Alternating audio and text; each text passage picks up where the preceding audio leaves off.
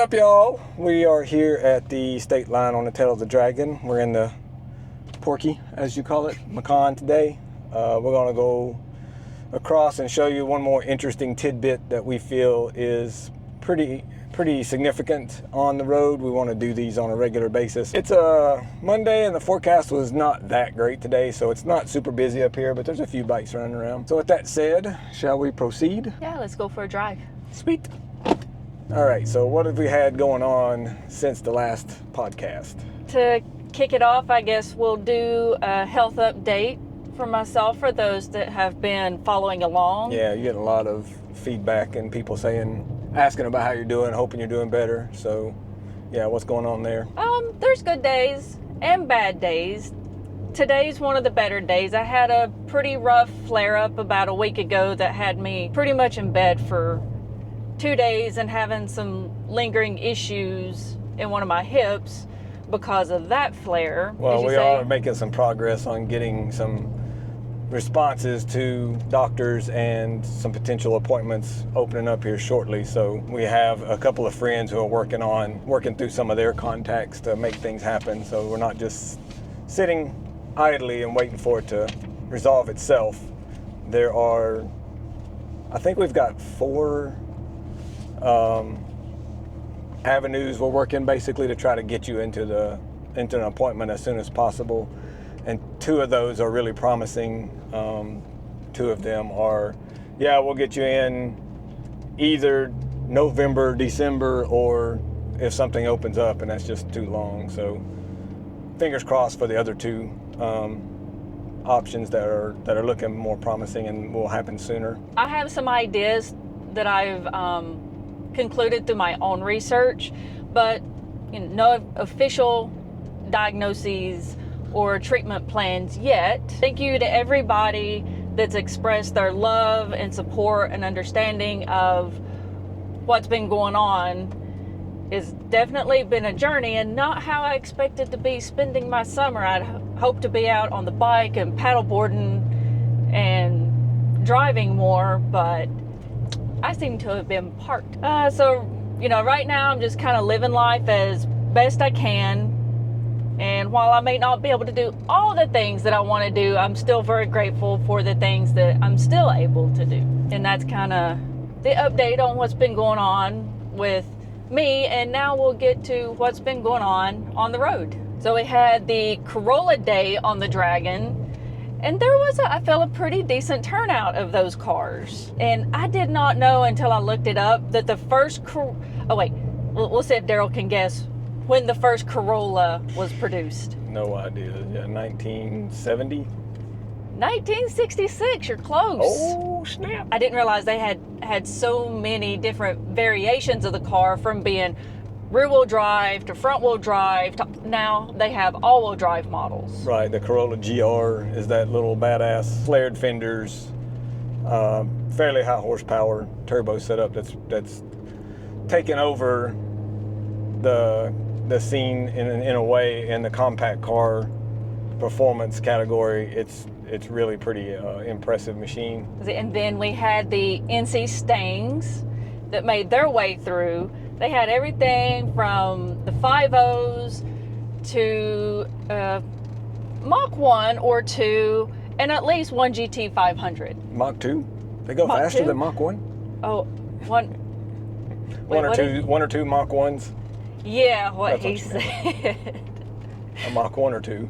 Yeah, there was at least a couple of the Mach 1 edition there you go. Stangs. The Dragon Rally made their way through for their monthly drive in July. Had a little wildlife, still trying to sneak through the road or across the road. The SHO Rally. Ford Taurus SHO. What does SHO stand for? Oh, come on, we got dead air here. I don't know. You gotta fill it with something. Super hot. I don't know. Super high output. Super high output. I believe that. I believe the S is super. I might be wrong.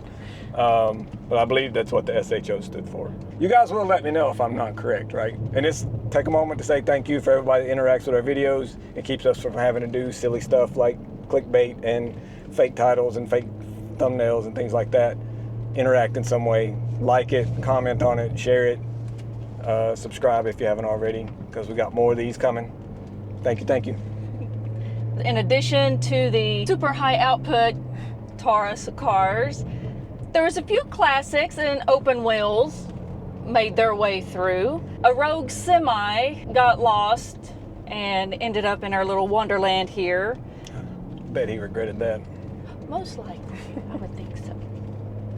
See, then there were some cars with really interesting wraps on them this week, just crazy designs, and there might even have been a prototype car that they bring down from Michigan that has the crazy stuff on it. Camouflage wrap on it, and then they drive it through the most photographed road in the country, so I'm sure they knew what they were doing there. A sidecar, which we don't see many sidecars up here, I don't believe. Right, yeah, it's pretty uncommon. And one of the coolest looking trikes I've ever seen. I want to say, because of how cool it looked, I want to say it was probably a custom job, and it was an Indian motorcycle trike, and just, well done, sir. I dig your style. It was like really cool. But one of my favorite bikes from the highlights this past week was the Ducati Desert Sled. Oh, yeah, you got a thing for those anyway. It's like, I got to ride one once, and I am spoiled for life, because a supermoto just, that's where my heart is at on this road, is riding a supermoto, because to me that is... But you think of the Desert Sled as a supermoto though? Yeah, it felt so much like a supermoto, when the one that I rode, because I went from the full throttle scrambler to the Desert Sled. Yeah, I've always said our scramblers are the closest thing to a supermoto that I've ever felt that wasn't a sumo, because you just have, it's a quick, short wheelbase ish, wide handlebars, quick handling little bike, and it's comfortable. So yeah, and then we both like the Desert Sled, but she really likes them.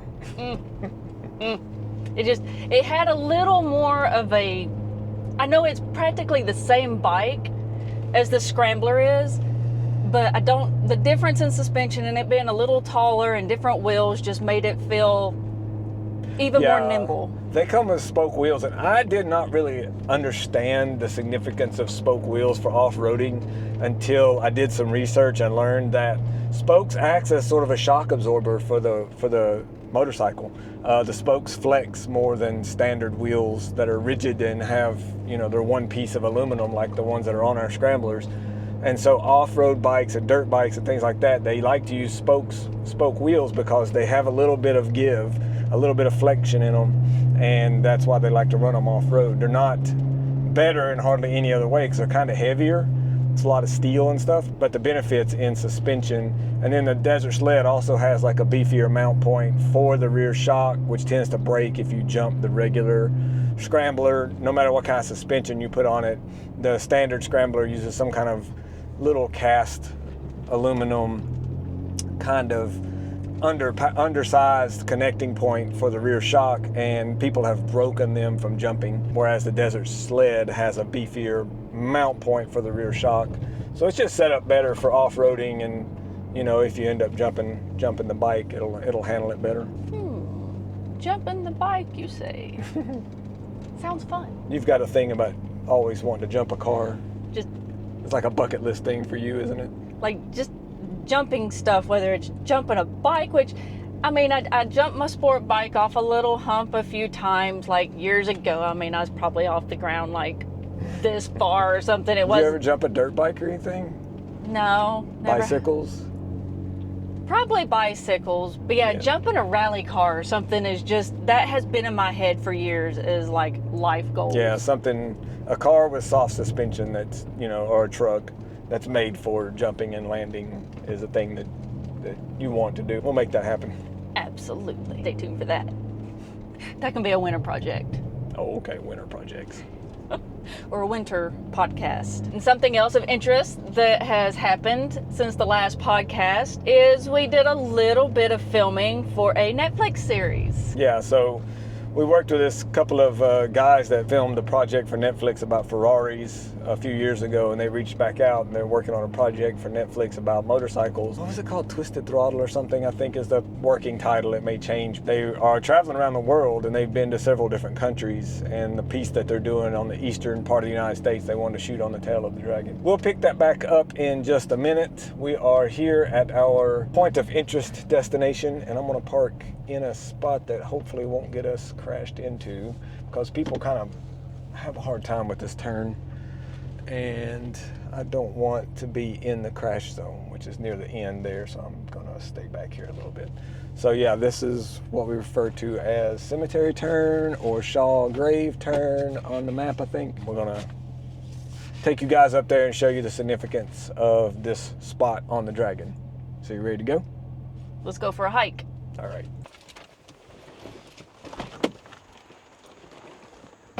Okay, we're here on the outside of this turn, and we're going to go up this path here, and I want to shoot Lori as she talks about some of the significant points of this little spot. So Lori, take it away.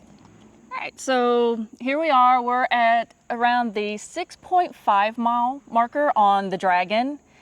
And did you know that there is a gravesite here?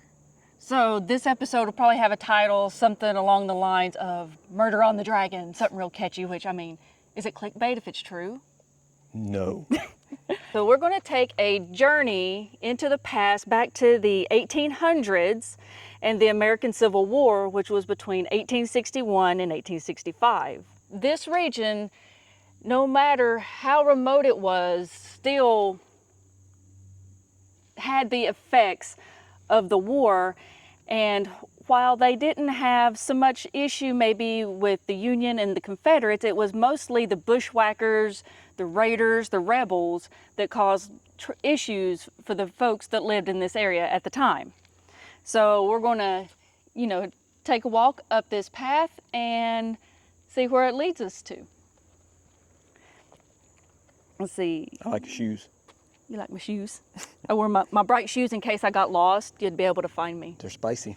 You may be asking yourself what the renegades or the rebels and the bushwhackers were.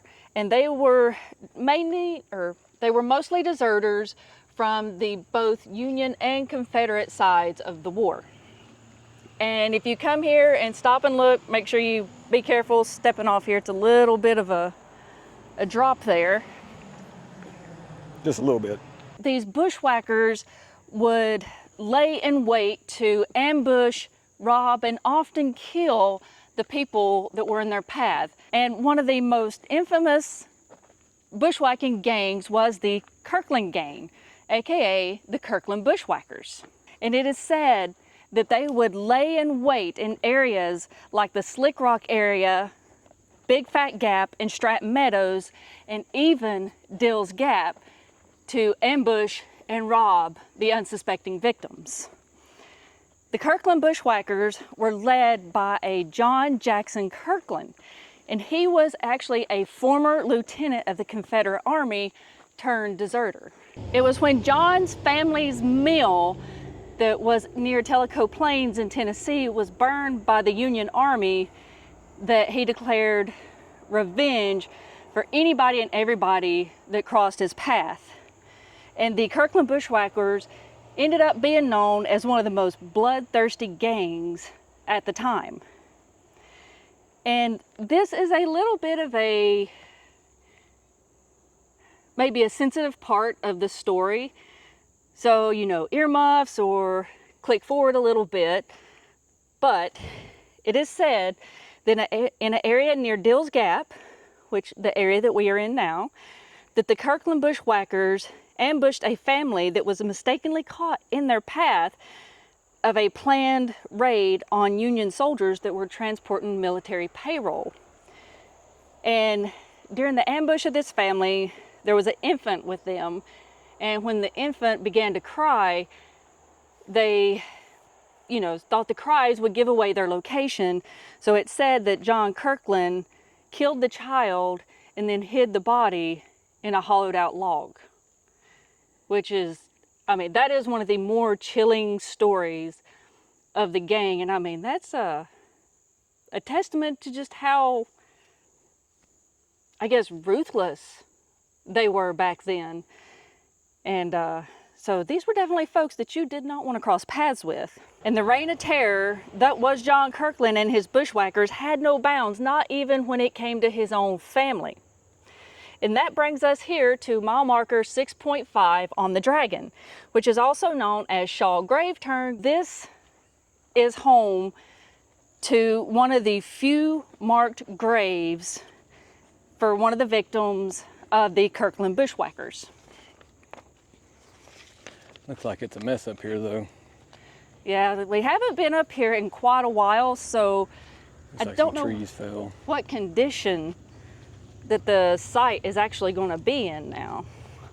I'm gonna follow you as you Okay. don't get too, we don't have to go up there if it's too bad, okay? Okay. Watch out for like snakes and stuff in those woods. Yes, I want to say it's right. Yeah, it's like, should be like right Right up there.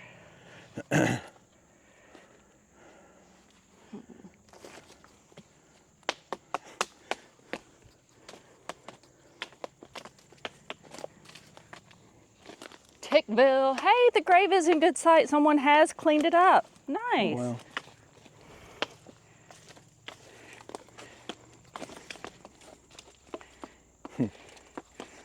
I wonder if it got hit or anything by all this trees falling, or that tree falling. Most likely. As you can see, this is a stone-covered grave, you know, which was likely that there was no service, no memorial, no digging 6 feet down. It's just wherever the body laid, they covered it with rocks and stones and ended up moving on. And here we see the grave of Bass Shaw, born George Basil, aka Bass Shaw, in Monroe, Tennessee, April 18th, 1814. And he was the uncle to John Kirkland of the Kirkland Bushwhackers. It was Bass Shaw's wife was John Kirkland's mother's sister. At one point, Bass Shaw had worked as a scout for a Union officer who led a raid on Robbinsville in 1864, where John Kirkland's brother, Jesse, was killed. And just prior to that event, 2 of Bass Shaw's sons, Jim and Jeff, had been killed when the Kirkland Bushwhackers had ambushed a Union Army unit on the Little Tennessee River. December 7th, 1864, that Bass Shaw and his son Joe Berry, who was 17 at the time, were captured along with others by Captain W.R. Abbott at the Little Toccoa, I could be saying that totally wrong, Creek in Monroe County, Tennessee, during a roundup of people of the opposition. And because of Joe Berry's age, being only 17 at the time, he was released and free to go. The group ended up camping at the Hardin Farm, which is current day Calderwood, Tennessee, before continuing on their way to Asheville with their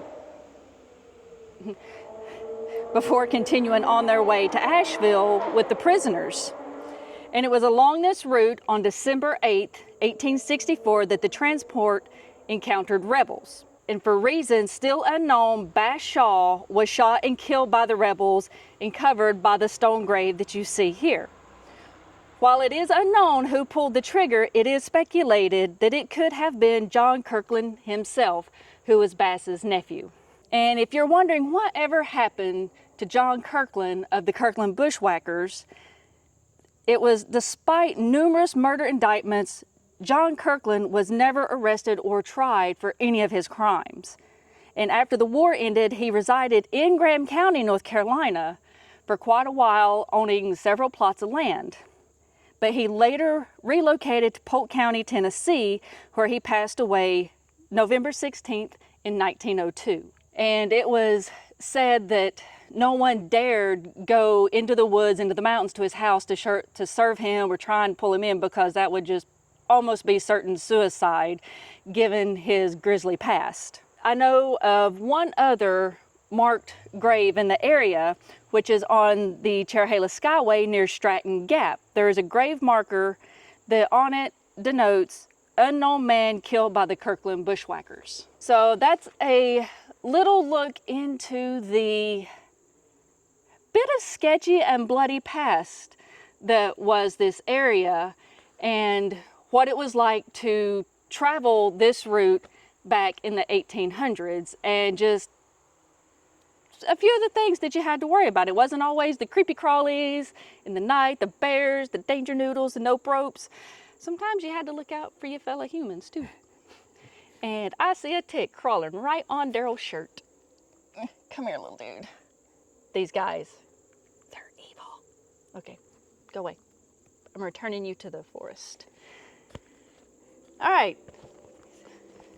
And it looks like the path that we walked up, I have to wonder if that was part of the original trail that they would have been transporting their prisoners or captors on when Bashaw was shot and killed here. And they just moved him a little ways off the path and on they went. Yeah, it is sort of like this trough through the woods that's easily transversable. And so it would be a natural, probably, point of, you know, crossing there for the people who are walking through here at the time. All right, let's scale our way back out of this tree debris, and we will continue on across the Dragon with the updates of what's been going on and what's coming up. Yeah, I'm just gonna follow you down. It's a better view for the viewers anyway. That's why I wore my good leggings.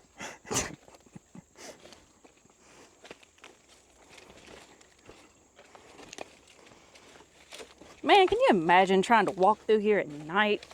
Like with a no freaking light, no cell lantern phone or light. something. They didn't have cell phone lights back then? No spotlights or floodlights? Come on. Not a candle. They probably put lightning bugs in a jar and like held those out. I'm gonna say probably torch. Probably. You know, I wonder what the rate of forest fires was back then from everybody carrying torches, or maybe they were more fire responsible than what humans are today. It turns here and goes down back to the main road, but you can tell it goes on like the flat path goes on that way.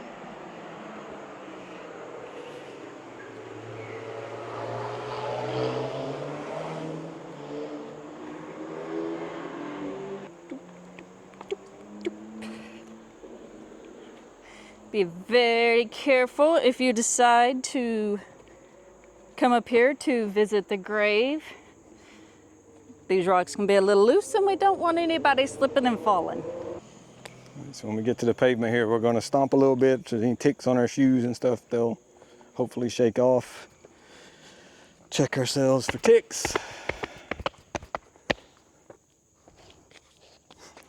So this is it's a pretty cool turn. I really like this turn too. It's kind of tight. It's one of the tighter turns. Really pretty big tree in the middle of it. And in the fall, the colors here, we've shot this with a really wide angle lens, wider than this thing can cover. And yeah, so when you go all the way from like right here to over there with a single shot or series of shots to make a pano during the fall, and all that's red and orange. It's really cool.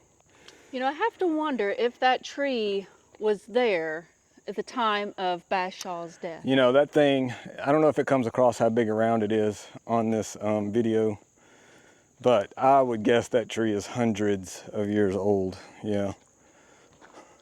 It is massive. I mean, yeah. This lens is somewhat wide angle, so it makes things look smaller the farther away they are, but that thing is a huge tree, and it leans out over the road a little bit, so when it decides to fall, it's going to fall that way, and it's going to go right across the road, probably like right over there. That's a big old boy. And there's some pretty massive drop-offs here, so you don't want to be, you can see where things have scraped, where they dropped off like axles and trailers and stuff on the inside of this turn. Not a place you want to drop a tire. And there's a lot of evidence left behind in the ditch line that this is a pretty popular scene. Yeah, there's been so many times I've come around this corner, coming from the store towards the overlook, and it's a little tighter, I think, than people realize, and they end up running off right there. And we've seen cars there, bikes there. Usually it's pretty minor stuff because it's such a tight turn that by the time you blow it, you're usually going 10 miles an hour. But it's a big drop off there, and so if you run off the edge of the road there and drop down, you probably can't get back onto the road, and you got to wait for a tow truck. Yeah, a lot of scrape marks where people went off, and to kind of give you an idea of how big the drop off is from the road surface down. Again, this lens being a little bit wide angle makes things look a little less significant than they really are. All right, you want to hop in and continue on with the AC on? Because I'm Yeah. about to burn up here. It's so humid.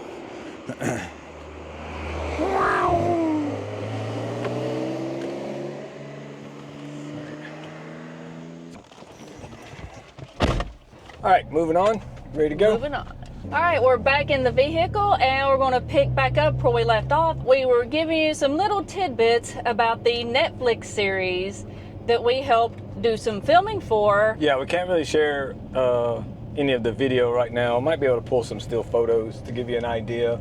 But we basically worked with some regulars on motorcycles that come out here. I put cameras on my bike and filmed them from in front and behind, and then we put the camera rig on the back of the Macan and got everybody. And it was kind of a sketchy day as far as the weather went. It was good up until a point, and then some spotty storms moved in, and we had to sort of go on standby for a little while and let the rain pass.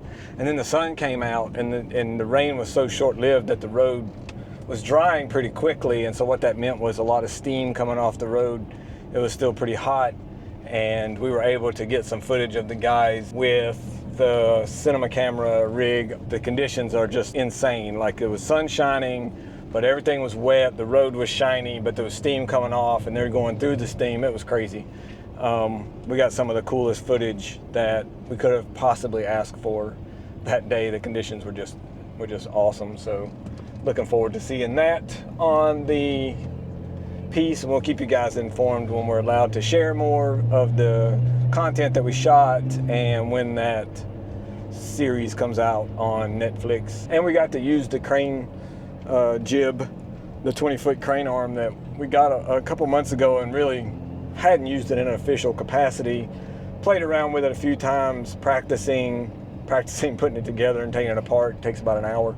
But we were able to use that to get some cool sort of like fly up to the rider shots that you would use to sort of introduce them, maybe put their name beside them.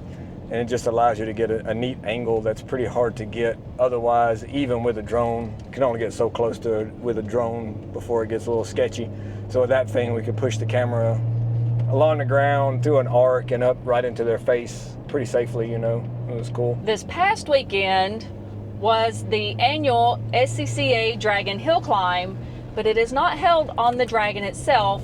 It's closer to the Cherahela Skyway and Joyce Kilmer Memorial Forest on the Maple Springs Gap Road, which is a dead-end road. This event is part of the SCCA's Appalachian Hill Climb series, and when I got to looking around online, they had 66 entries, which I feel is a pretty impressive number of people to come to our small little town for this hill climb. And the forecast for the weekend wasn't great, but they did have a lot of good weather. I think Saturday they said they had an hour and a half of rain that they had to wait to pass, but as usual, the forecast looked worse than it really was. Looking through the entry list online, they had everything from Miatas to Mustangs, Camaros. One that really just kind of got me in the giggles was a Ford Probe. Yeah. That's not something that I think of when I think of a performance hill climb car. Don't sleep on the Ford Probe. You remember our friend Zach had that Probe GT that he would just embarrass people with, man. It was crazy how good that car was once he had it set up. That was one of the cars I wanted whenever I was a teenager. They were pretty cool looking back for their time, yeah. Yeah. I give them that. They had some cool styling for that era.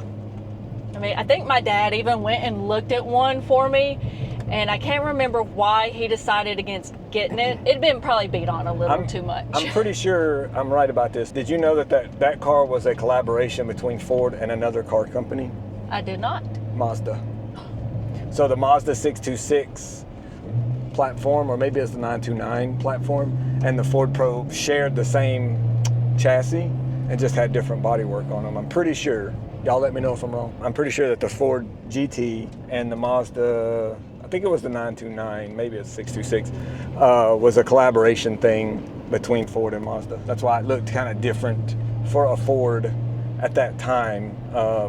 That wasn't traditional style of Ford to make something that looked like that, so it was different, and it caught people's eye. They had a few more cars at the hill climb, like a Formula 500 car, a Radical, and even a Goblin, which I love the name of that.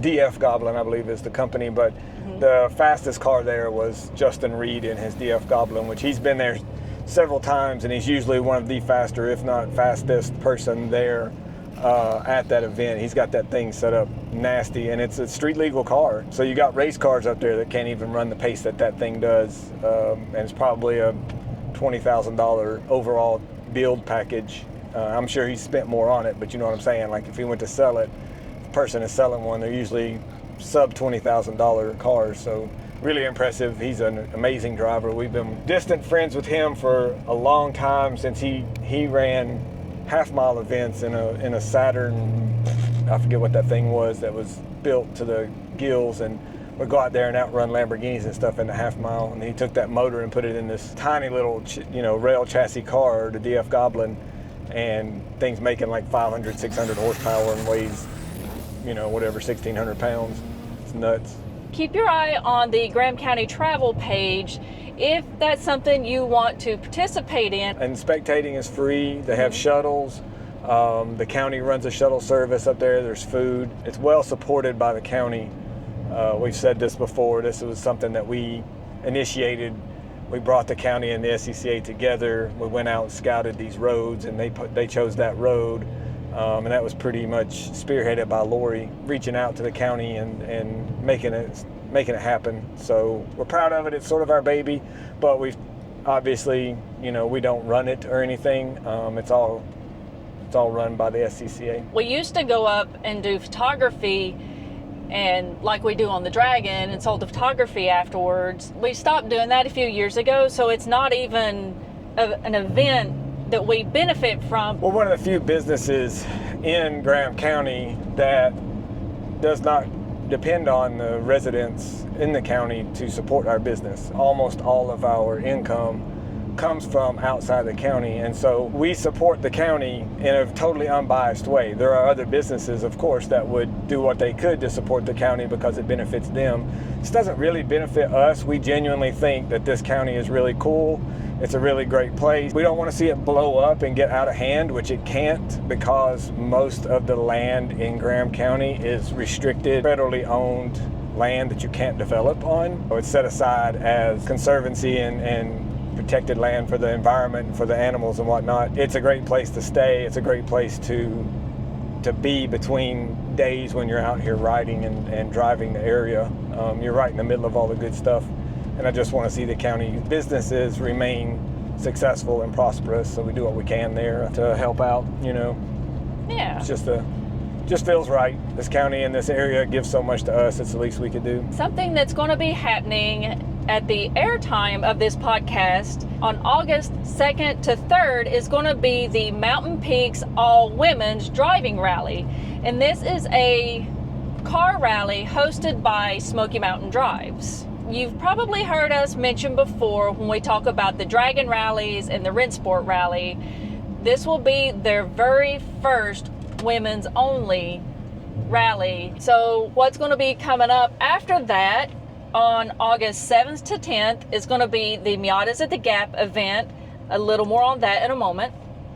And August 10th through 12th is going to be the RC51 event, which is motorcycles that I believe Honda no longer makes. Is that correct? Yeah, it's a big V-twin 1000. They always just had that really cool sound to them. They do. They're some of the best. They sound better than Ducatis.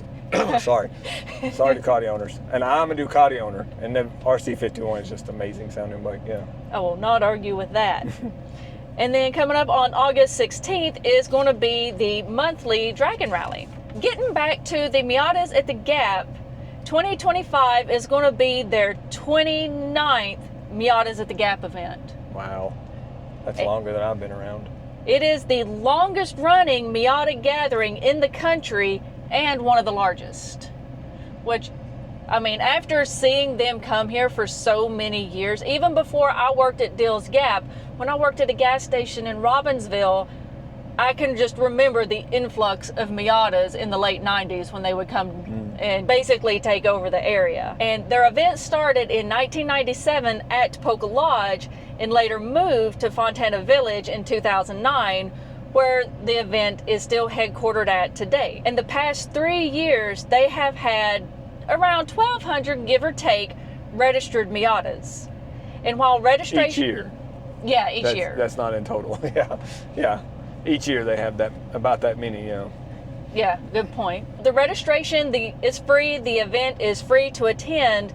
The registration is just to kind of help them get a more accurate representation of how many people are attending the event each year. Well, there's something you have to pay to get the t-shirts and stuff, surely. They don't give those away for free. There may be an option when you register if you want to pay for a t-shirt or different types of swag or whatever, because I know they have t-shirts. And I know we've said this about other groups, but the diversity in the Miatas, it's like there's a Miata for all occasions. I don't think there's any two that are the same. No. Not one of them is stock, so they're all some kind of customized. Yeah, it's pretty crazy. They've got stuff from what they call is it the Exo Set? Is that how they say that? That's the strip down to the cage. Looks like an open wheel car. Looks like the DF Goblin, but it's wider and shorter, yeah.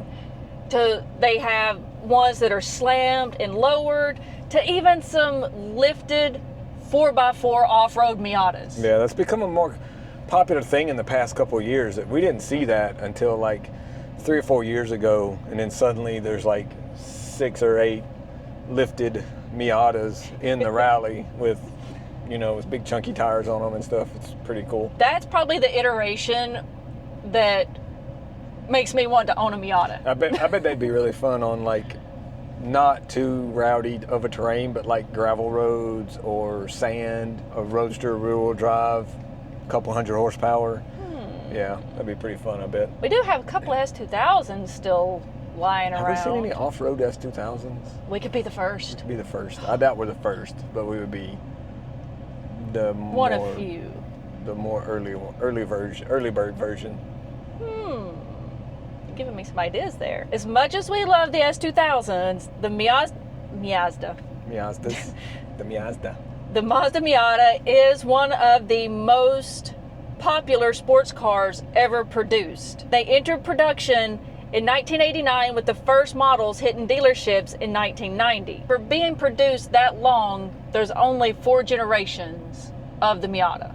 But they have a lot of limited edition or specialty models that have come out over the years. What I found interesting was as of the end of August 2023, the Mazda Miata held the Guinness World Record as the best-selling 2-seater sports car, with over 1 million being produced and sold worldwide since its debut in dealerships in 1990.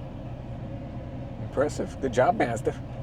Look at this guy over here. Oh, I was like, what's this guy doing? He's like crouched down on the side of the road with nothing around, and then his buddies just did a flyby while he was filming him with his phone. That kind of concludes what's been happening and what's coming up. We're going to hop out, and Daryl's going to give you a little tech talk. TikTok, tech talk. Tech talk. TikTok, tech talk. You can't say Man, that. if we were on TikTok, we could be the TikTok, tech talk. Say that 4 times. TikTok, tech talk, TikTok, tech talk, TikTok, tech talk, TikTok, tech talk.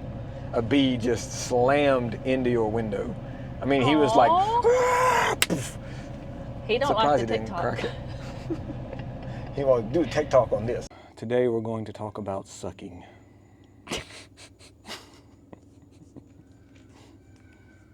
Are you laughing?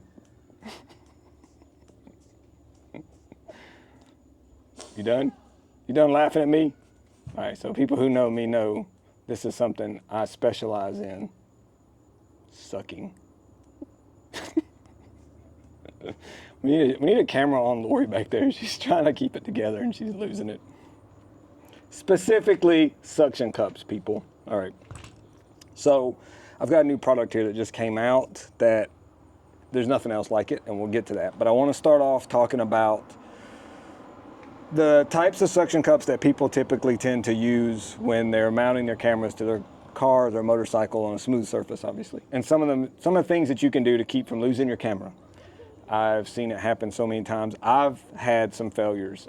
You can trust suction cups, but it takes practice to learn what works best and best practices for using them. Use a tether until you've had a couple years experience with them so that you learn what works well and what fails. So we're going to start off with the cheapest, most common, I guess, not real common, type, and forget this part, but this type of suction cup right here is not made for the outside of a vehicle, okay? This is made to go on the inside of a windshield because it will probably fail. It's a cam locking style, so you put it on and you flip this cam and it does a, and it, pulls too, but it uses a pretty slippery, smooth, not the greatest type of plastic rubber here to make a seal. I would only use this on glass and I would only use it inside the vehicle. Do not put this outside the vehicle. It's not made for that. Stepping up, these are right around the same level as the GoPro suction cup, but this is a little bit better. We'll get to this in a second. These are a little cheaper than the GoPros. I use these quite a bit. I had a couple of these fail. Luckily I was, tethered or able to recover. This is a cam locking style too. It's a twisting style, okay? And it pulls the suction cup deep when it does that. Not the best rubber plastic material. Again, shiny, kind of cheap. And this one has the 1-inch ball head system that I like to use a lot. These are very common. A lot of people use these, even higher end movie productions and YouTube productions will use these. I ain't crazy about these because they use 90-degree points, so they don't give you a lot of flexibility when it comes to aiming your camera, but the suction cup itself is good. It's a softer rubbery material that sticks a lot better, but it's still a cam locking style where you push the button down and you pop this up. And so all of these are cam locking, and we're getting ready to move to different style. Cam locking suction cups are simple, cheap. They give you no warning when when they fail. They just fall off. You can't tell it's coming until it's too late. So for that purpose, I tend not to use any of these style of suction cups. Cam locking style, that just use 1 point. But that is the best, probably, cam locking style suction cup there is. Next we move on to pumping style suction cups. So these suction cups, a little more expensive, but you're hanging, $400+ worth of camera on there.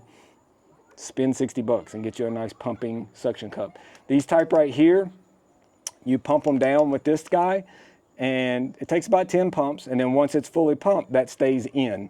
And if it starts to leak, you'll get a red line that'll show before it fully fails. And so you can put these on, wait about 15 minutes, and see if you've got a leak, it'll show right here. These guys don't do that. So that's the real benefit to pumping style. They're also typically stronger holding. You can pick up, people use these to pick up large panes of glass that weigh hundreds of pounds. They will hold a lot of weight.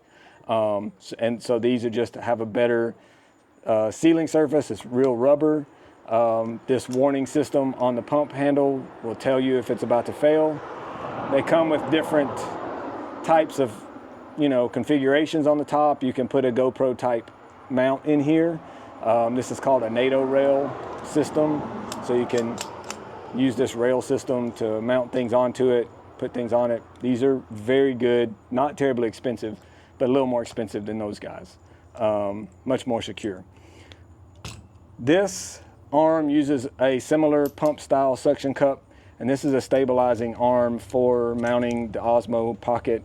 It has a nice hydraulic shock under here that dampens the movement, but it just uses a regular style suction cup that you pump with your fingers.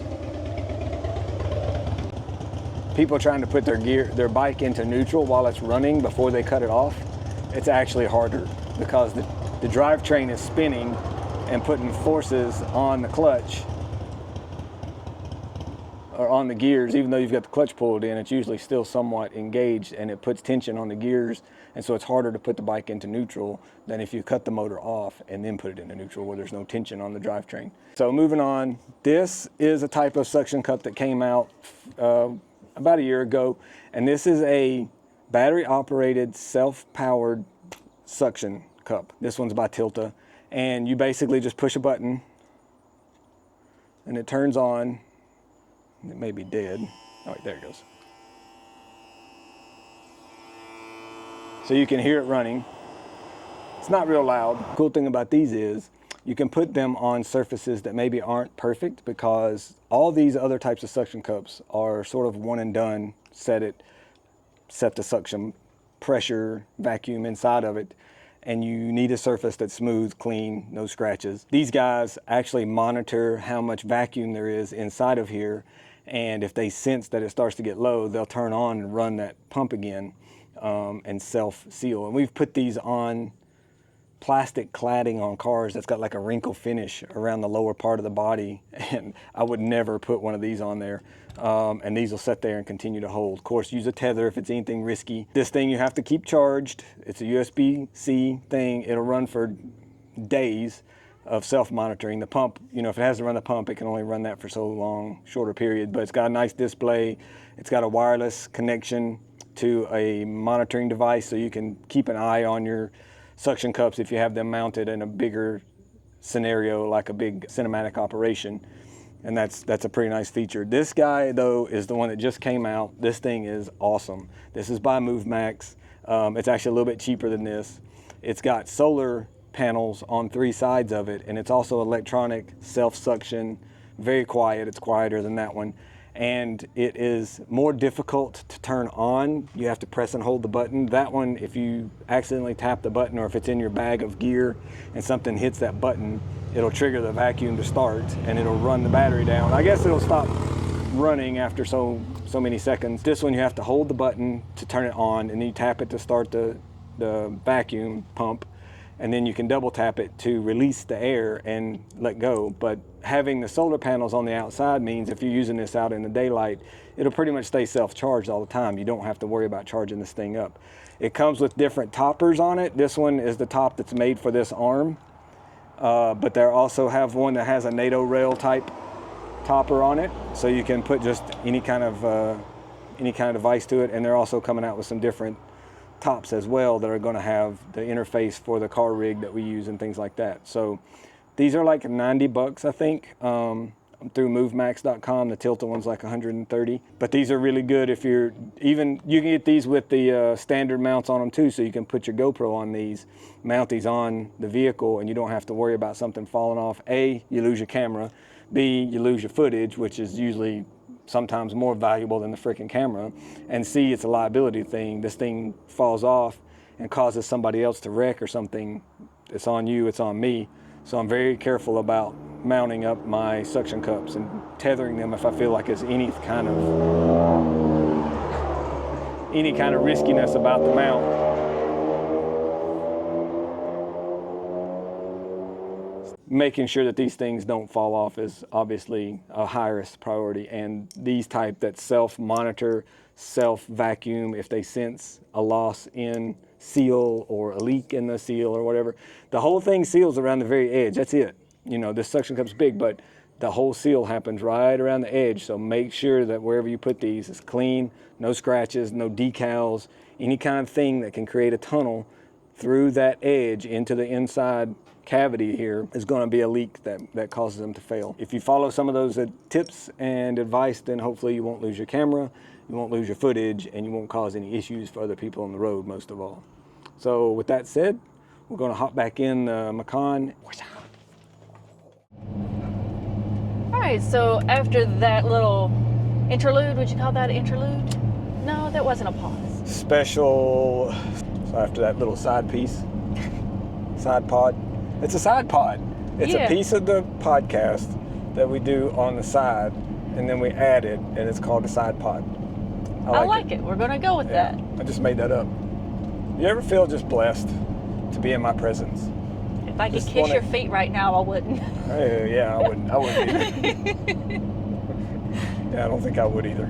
I wouldn't kiss my own feet. So after that side pod of information, we were going to wrap up there back here in the AC. As we travel back through the Dragon, we decided that this is too much of a special occasion, and us being in the Macan that is not our normal film vehicle, to take a few moments to kind of do a little car talk on what I so lovingly call Porky. So, and to be clear, the reason we're in this instead of the Cayman right now is the Cayman is down getting wrapped, and then it's going to Wolfpen.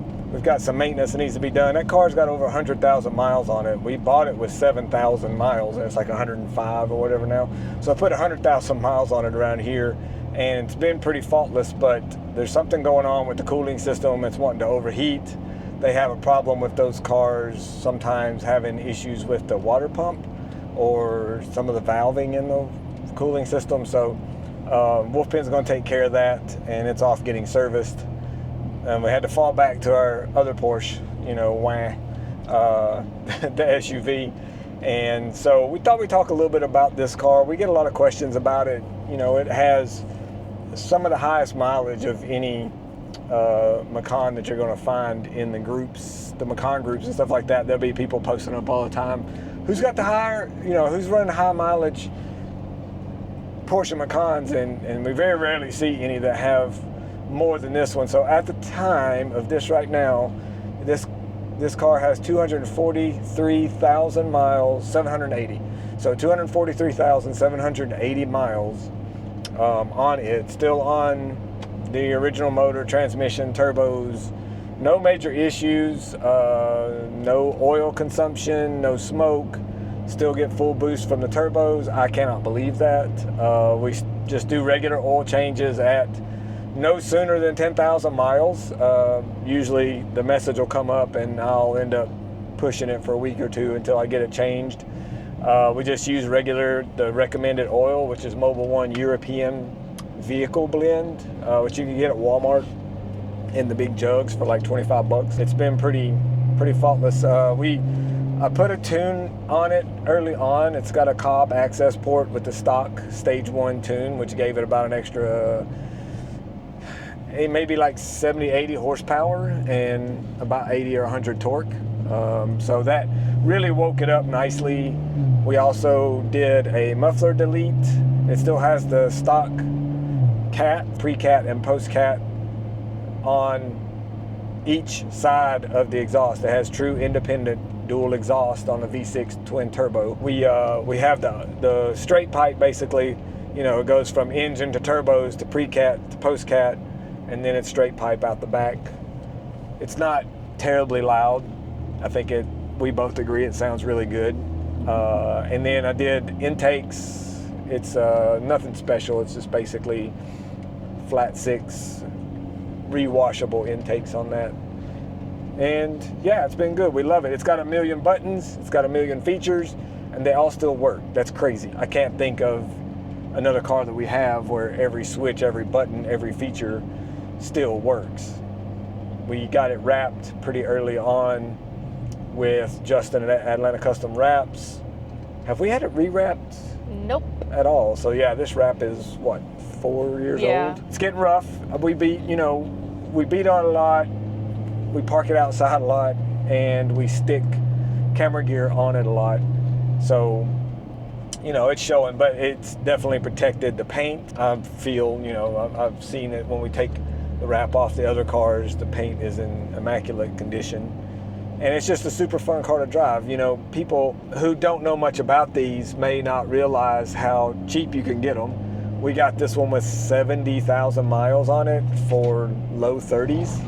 They make like 4 levels of trim, if you will, and they're also 4 levels of power.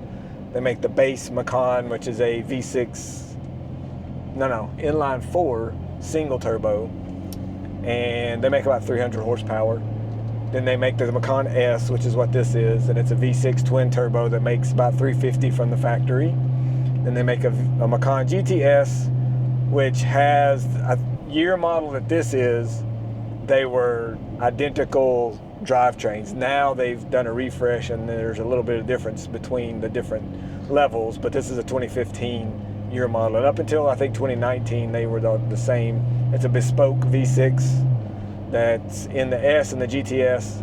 The GTS is tuned a little bit higher, but if you get a tuner, the S can be brought up to the same performance level as the GTS. The GTS usually has a little bit better interiors, stitching, specialized, and some of the performance features like better suspension and things like that. And then there's the Macan Turbo, which is the fastest, most powerful version. They're about 450, I think.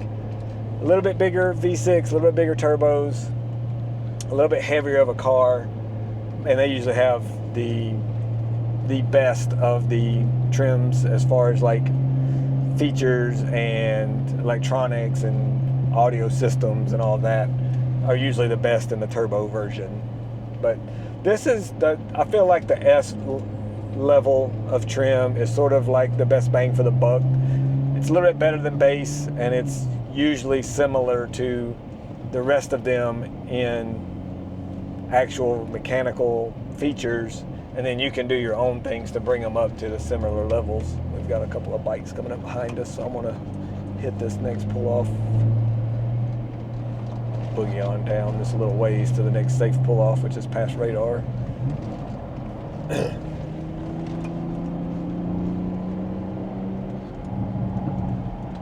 So as far as like suspension and things we've done to improve the handling, I think the biggest thing was being able to put bigger wheels and tires on the front of the vehicle, because it was really overwhelming, the front tire. But we also did coilovers. I put KW Variant 3 coilovers on this car.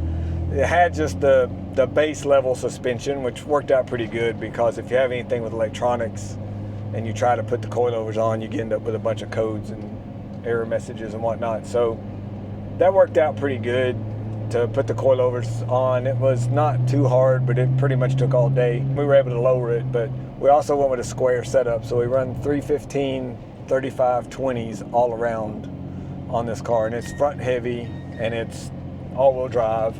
So there's no benefit really to running a staggered setup. It has the look of a Porsche 911, but it doesn't really offer you much benefit in performance, and then you can't rotate the tires. So this setup works surprisingly well, and I have to wait for clients sometimes in sports cars when I'm filming them and stuff like that.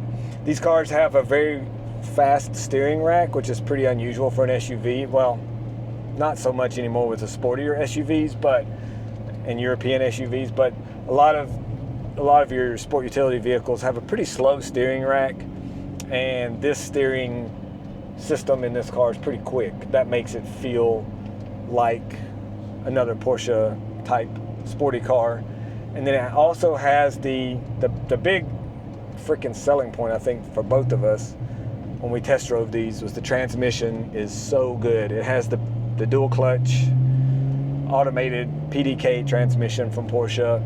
It has a very, very good algorithm if you leave it in automatic for shifting. You almost cannot outshift this thing. Yes, it has the paddle shifting on the steering wheel, and I sometimes put it in manual and use those, but for the most part, it'll do a better job than I can if I just let it automatically shift.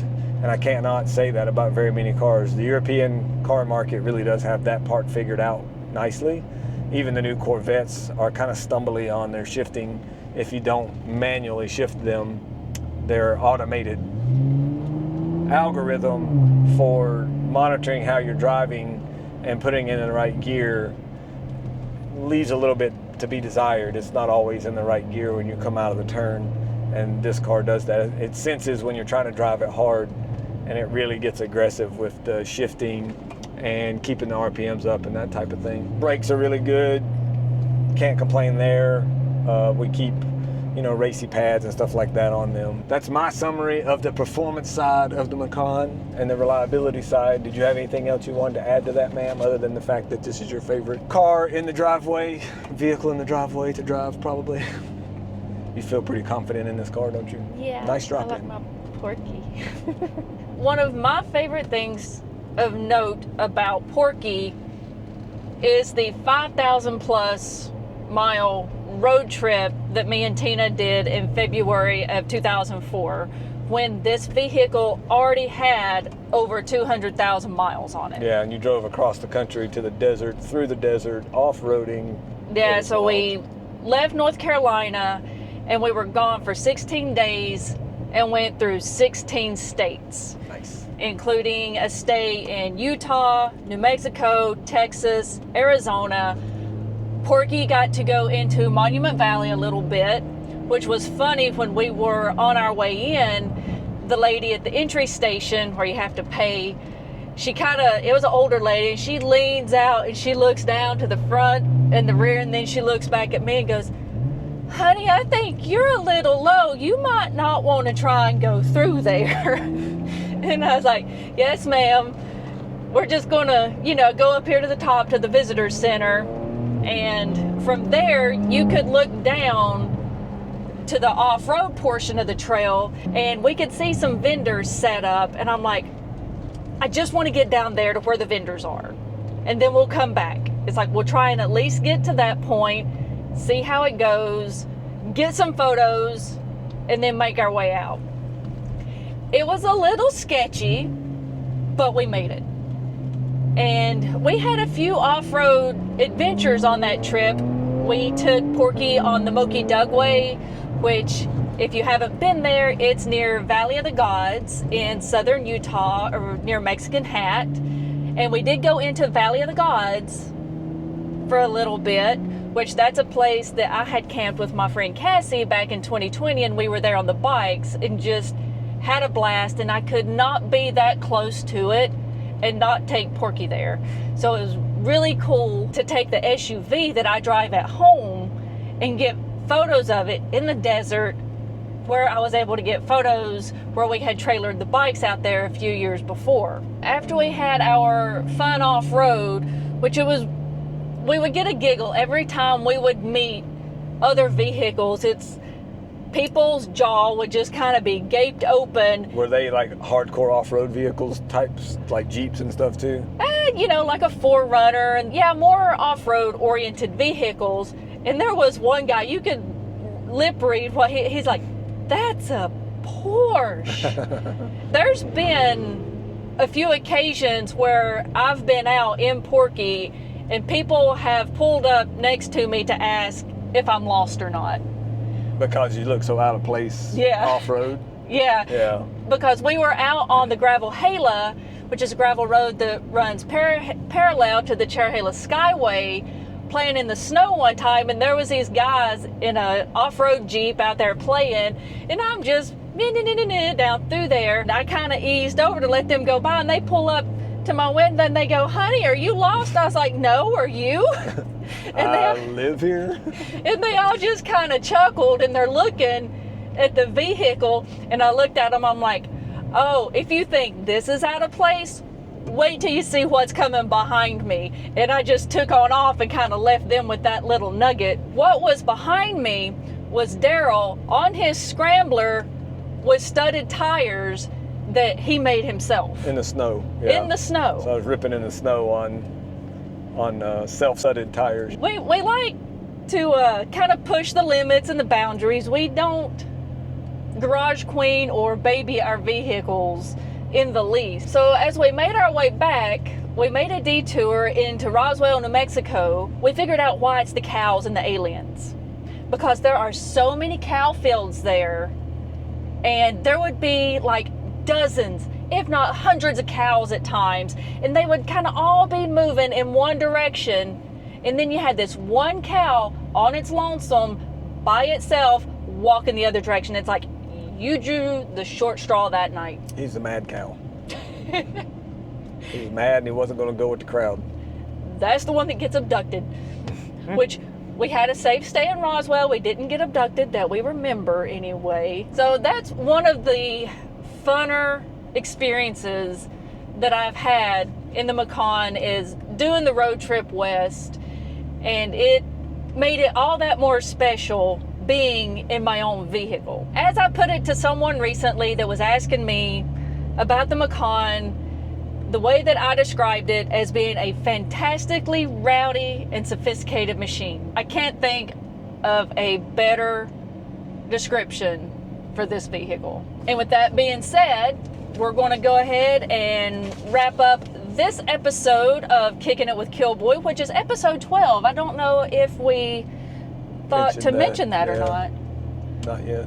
We look forward to revealing the Cayman's new wrap, hopefully on the next episode. And the links and businesses of mention are going to be tellthedragon.com for your places to stay, eat, and play, Fontana Village for your stay in a Killboy cabin, or if you need a place for a larger group, they have one of the largest properties in the area. Smoky Mountain Drives for specially curated drives. Graham County Travel for things happening in the area that may or may not be motorsports related. Atlanta Custom Wraps for a wrap to keep your vehicle safe. And as always, Killboy.com for your dragon photos. All the links are in the description. Leave a comment. Love you guys. Till next time. Later, y'all.